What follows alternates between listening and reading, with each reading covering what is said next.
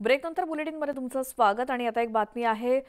गडचिरोलीच्या चिमूर लोकसभा मतदारसंघामध्ये येत्या 19 एप्रिल रोजी मतदान होत आहे आणि या निवडणुकीची प्रत्यक्ष प्रक्रिया आजपासूनच सुरू झाली असं म्हणायला हरकत नाही, कारण माओवाद्यांच्या हल्ल्याच्या दहशतीच्या सावटाखाली इथे मतदान पार पडेल आणि वायुदलाची 5 हेलिकॉप्टर्स आज गडचिरोलीमध्ये दाखल झाली आहेत। या संपूर्ण परिस्थितीचा विशेष आढावा घेतलाय आमचे प्रतिनिधी महेश तिवारी यांनी।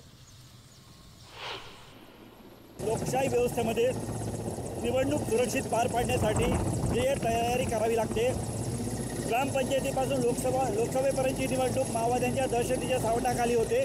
मतदान पथक आपण बघू शकता हेलिकॉप्टरमधून जात आहेत। आज निवडणुकीची प्रत्यक्ष प्रक्रिया सुरू झालेली आहे। 72 बूथचे मतदान कर्मचारी आता MI-17 हेलिकॉप्टरमधून आपल्या बेस कॅम्पवर रवाना झालेले आहेत।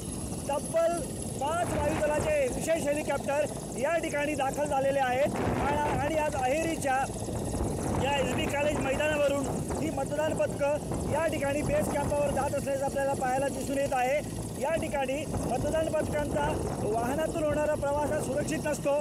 माओवाद्यांच्या हिंसक कारवायांची सावट असते।